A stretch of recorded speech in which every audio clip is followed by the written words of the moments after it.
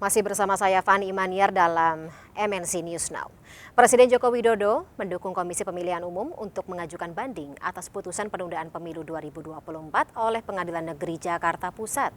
Sementara 3 hakim Pengadilan Negeri Jakarta Pusat dilaporkan ke Komisi Yudisial atas dugaan pelanggaran kode etik atas putusan kontroversial PN Jakarta Pusat yang meminta KPU menunda tahapan pemilu 2024.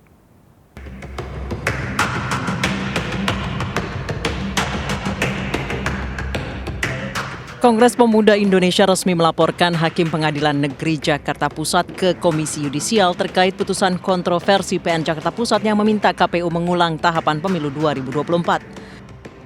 Putusan tersebut dinilai di luar kewenangan PN Jakpus.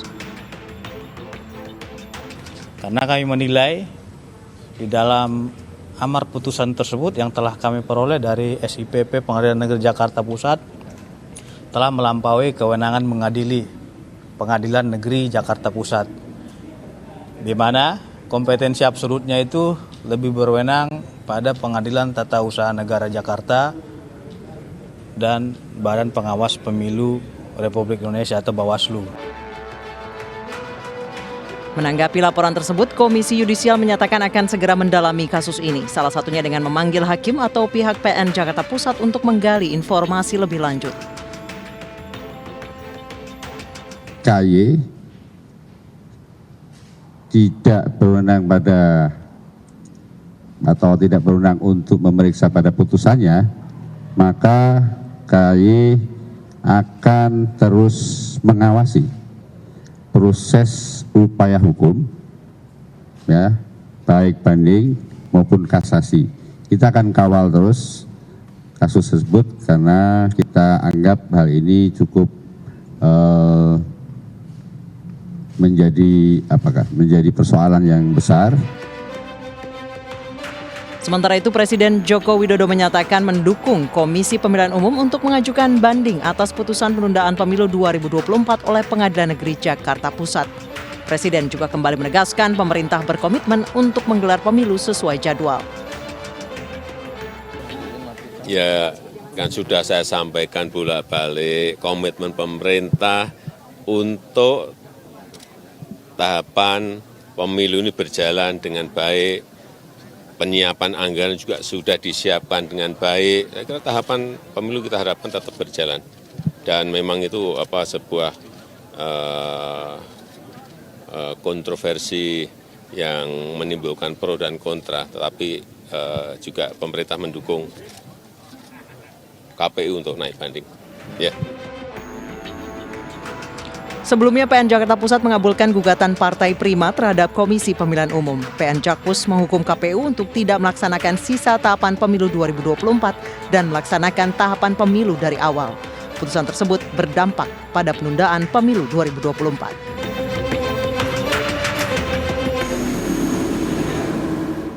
Ya, Komisi Pemilihan Umum atau KPU bersiap mengajukan banding atas putusan penundaan pemilu 2024 oleh Pengadilan Negeri Jakarta Pusat. Untuk menggalinya lebih dalam terkait dengan persiapan, kemudian juga bagaimana proses ini akan berlangsung ke depannya, kita terhubung dengan anggota KPU Republik Indonesia Agus Melas. Selamat sore Pak Agus.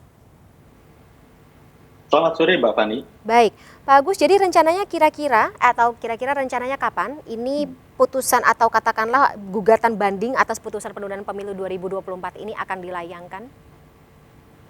Ya, yang jelas begini, KPU diberikan waktu sebagaimana pasca pengucapan putusan tersebut tanggal 2 Maret lalu. Maka kita diberikan waktu selama 14 hari. Jadi yang terakhir memang sudah beberapa hari ini draft memori banding sudah selesai, tinggal kami baca di tingkat pimpinan untuk difinalkan. Jadi saya kira pekan ini saya belum bisa pastikan tanggal tepatnya, tapi pekan ini atau setidaknya sebelum 16 Maret itu kita pasti akan ajukan banding kita. Oke. Kalau materinya apa saja, Pak Agus? Nah, itu bagian dari strateginya KPU. Ditunggu saja kalau itu Mbak Fani.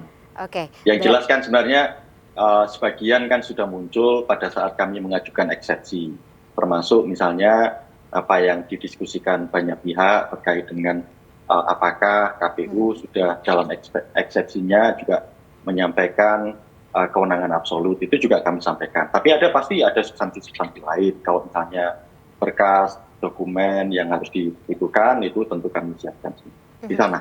Baik, walaupun Pengadilan Negeri Jakarta Pusat juga sudah memerintahkan KPU untuk tidak melanjutkan sisa tahapan pemilu 2024, tapi sampai dengan saat ini masih sesuai dengan jadwal, Pak Agus? Justru itu yang kami mau tegaskan. Makanya kan proses nanti urusan yang mau dibanding, kemudian urusan yang mungkin sekarang berjalan di Komisi Yudisial atau di lembaga lain, itu biar saja jalan. Yang pasti KPU sampai saat ini masih berpegang pada Peraturan KPU nomor 3 tahun 2022 tentang tahapan program dan jadwal pemilu. Sampai sekarang tidak mengalami perubahan apapun. Nah, sampai sekarang juga KPU masih tetap serius mempersiapkan berbagai tahapan pelaksanaan pemilu. Misalnya sebagai contoh, saat ini kan kita juga masih proses untuk dukungan calon perseorangan untuk DPD. Kemudian saat ini juga proses pencocokan dan penelitian dalam rangka pemutakhiran daftar pemilih yang nanti tahapnya akan selesai pada tanggal 14 Maret. Nah, di internal juga sedang kami kaji secara mendalam rancangan peraturan KPU, misalnya terkait dengan pencalonan, terkait dengan kampanye, yang itu segera kita mintakan jadwal untuk diajukan konsultasi bersama Komisi 2, dalam hal ini RDP ya, rapat dengar pendapat bersama Komisi 2, pemerintah, dan penyelenggara pemilu KPU, Bawaslu, dan DKPP. Jadi semuanya masih sebagaimana normalnya, dan itu yang berlangsung di KPU, Mbak. Termasuk juga permintaan, ya kita tahu sebenarnya Partai Prima sebagai pihak yang berseberangan dengan dalam proses hukum ini begitu. Pak Agus ini ingin atau sudah meminta KPU untuk memulai tahapan penyelenggaraan pemilu lebih awal. Sikap KPU sendiri? Maksudnya lebih awal bagaimana? Iya, sejak awal maksudnya, bukan lebih awal, sejak awal gitu. Dari awal mereka sudah menyatakan tuntutannya, kemudian juga melayangkannya ke pengadilan negeri. Tapi sikap dari KPU sendiri terhadap yang bersangkutan sesuai dengan proses hukum? Jadi sebenarnya kan kita tidak bisa memberikan perlakuan yang berbeda antara satu parpol, calon peserta pemilu dengan yang lain. Semua diberlakukan sama, semua menggunakan misalnya dalam konteks verifikasi partai politik peserta pemilu, tentu menggunakan peraturan KPU dan disertai petunjuk teknisnya. Di sana tentu ada dinamika segala macam, di sana ada tahapan-tahapan dan sub-tahapan yang dijalani. Dan semua partai politik pada saat yang yang mendaftar ya, sampai kemudian yang ditetapkan, semua sudah melakukan menjalani prosesnya. Termasuk jika ada keberatan. Semua diberikan ruang, misalnya ke Bawaslu, kemudian sampai ke PT UN misalnya, dan itu sudah dilakukan. Dan menurut kami ya ini yang kita bisa jalankan di situ. Nah, bahwa sekarang ada proses-proses lain ya tentu itu kita hormati. Tetapi KPU tetap berpegang teguh pada peraturan KPU terkait dengan tahapan program dan jadwal pemilu, dan itu akan kita tetap jalankan. Nah, sedangkan untuk yang peristiwa yang ini ya, yang di Pengadilan Negeri Jakarta Pusat, tentu ini kan urusannya di memori banding yang saat ini sedang kami siapkan secara matang. Baik, Pak Agus, kami juga mendapatkan informasi terkait dengan adanya pengaduan begitu atas pimpinan Komisi Pemilihan Umum Republik Indonesia, khususnya oleh Kesatuan Aksi Mahasiswa Muslim Indonesia atau KAMI ke Dewan Kehormatan Penyelenggara Pemilu atau DKPP. Ada tanggapan tersendiri, Pak? Ya, sebenarnya gini, itu setiap pihak kan sebenarnya punya hak untuk itu, dan memang ada salurannya. Tentu kami harus hormati itu. Tapi yang jelas tentu kita juga berharap teman-teman dari Kesatuan Aksi Mahasiswa Muslim ya Indonesia atau kami, teman-teman kami sebenarnya kan bisa juga membaca bagaimana eksepsi kami yang kami ajukan. Di situ kan ada dalil-dalil yang kemudian kami tegaskan, termasuk kalau misalnya mengikuti proses segala macam kan juga tahu kami ini sudah beberapa kali kan oleh Partai Prima juga di Bawaslu, kemudian di PT UN ada 2 kali segala macam, sampai sekarang di Pengadilan Negeri. Jadi kalau misalnya kami diajukan karena tidak serius, menganggap ini tidak serius kok Sepertinya tidak seperti itu. Ya.